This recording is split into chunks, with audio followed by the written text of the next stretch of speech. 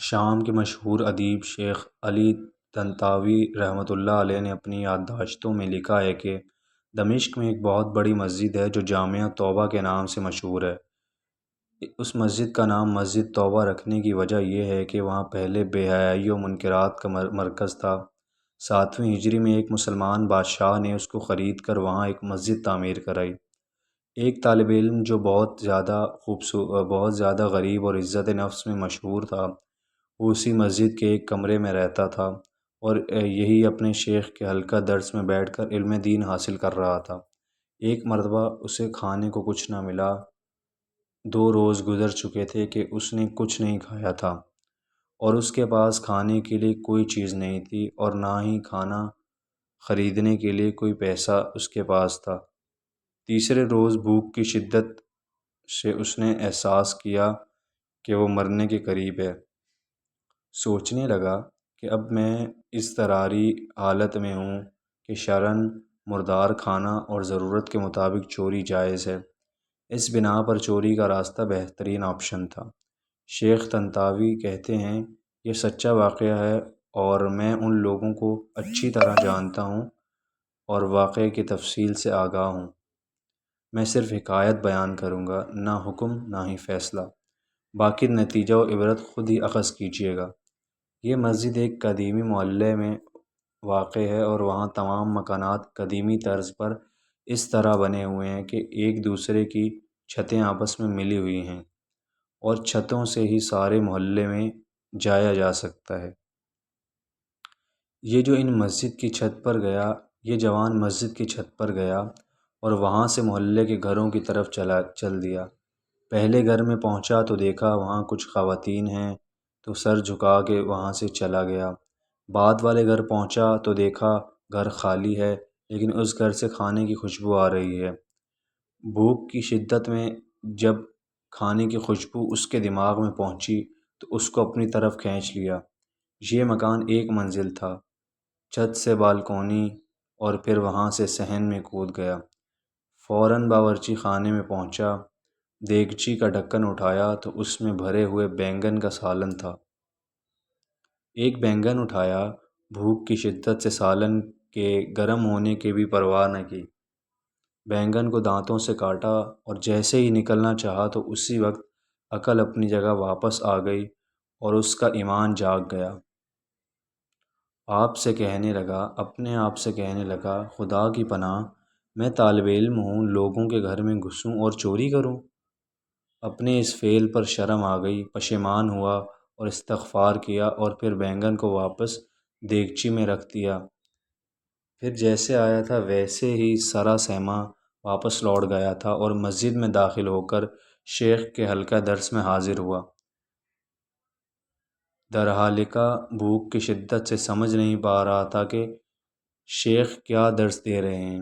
جب شیخ درس سے فارغ ہوئے اور لوگ بھی متفرق ہو گئے تو ایک خاتون مکمل حجاب میں وہاں آئی۔ اس زمانے میں خواتین کا بغیر حجاب کے وجود ہی نہیں تھا۔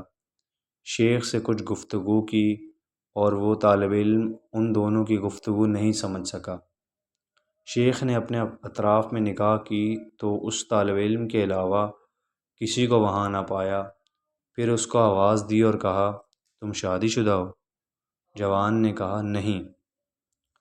شیخ نے کہا، تم شادی نہیں کرنا چاہتے؟ جوان خاموش رہ گیا۔ شیخ نے پھر کہا، مجھے بتاؤ تم شادی کرنا چاہتے ہو یا نہیں؟ اس جوان نے جواب دیا، خدا کی قسم میرے پاس ایک لقمہ روٹی کے لیے پیسے نہیں ہیں، میں کس طرح شادی کروں؟ شیخ نے پھر کہا، مجھے بتاؤ تم شادی کرنا چاہتے ہو یا نہیں؟ اس جوان نے جواب دیا، خدا کی قسم میرے پاس ایک لقمہ روٹی کے لیے پیسے نہیں ہیں، میں کس طرح شادی کروں؟ شیخ نے کہا، یہ خاتون آئی ہے، اس نے مجھے بتایا ہے کہ اس کا شوہر وفات پا گیا ہے اور شہر میں بےکس ہے اور اس کا دنیا میں سوائے ایک ضعیف چچا کے کوئی عزیز اور رشتہ دار نہیں ہے۔ اپنے چچا کو یہ اپنے ساتھ لے کر آئی ہے اور وہ اس وقت مسجد کے ایک گوشے میں بیٹھا ہوا ہے اور اس خاتون کو اس کے شوہر سے گھر اور مال میراث میں ملا ہے۔ اب یہ آئی ہے اور ایسے مرد سے شادی کرنا چاہتی ہے جو شرعاً اس کا شوہر اور اس کا سرپرست ہو، تاکہ تنہائی اور بدطینت انسانوں سے محفوظ رہے۔ کیا تم اس سے شادی کرو گے؟ جوان نے کہا ہاں، اور پھر اس خاتون سے پوچھا تم اس کو اپنے شوہر کے طور پر قبول کرتی ہو؟ اس نے بھی مثبت جواب دیا۔ شیخ نے اس خاتون کے چچا اور دو گواہوں کو بلا کر ان دونوں کا عقد پڑھ دیا اور اس طالب علم کے بجائے خود اس خاتون کا مہر ادا کیا، اور پھر اس خاتون سے کہا اپنے شوہر کا ہاتھ تھام لو۔ اس نے ہاتھ تھام لیا اور گھر کی طرف اپنے شوہر کی رہنمائی کی۔ جب گھر میں داخل ہوئی تو اپنے چہرے سے نقاب ہٹا دیا۔ وہ نوجوان اپنی زوجہ کے حسن و جمال سے مبہوت ہو گیا، اور جب اس گھر کی طرف متوجہ ہوا تو دیکھا کہ وہی گھر ہے جس میں وہ داخل ہوا تھا۔ زوجہ نے شوہر سے پوچھا کہ تمہیں کچھ کھانے کے لیے لے آؤں؟ کہا ہاں۔ اس نے دیگچی کا ڈھکن اٹھایا اور بینگن کو دیکھا اور بولی عجیب ہے، گھر میں کون آیا تھا؟ اور اس نے بینگن کو دانتوں سے کاٹا۔ وہ نوجوان رونے لگا اور اپنا قصہ اس کو سنا دیا۔ زوجہ نے کہا یہ تمہاری امانت داری اور تقوی کا نتیجہ ہے۔ تم نے حرام بینگن کھانے سے اجتناب کیا تو خدا نے سارا گھر اور گھر کی مالکہ کو حلال طریقے سے تمہیں دے دیا۔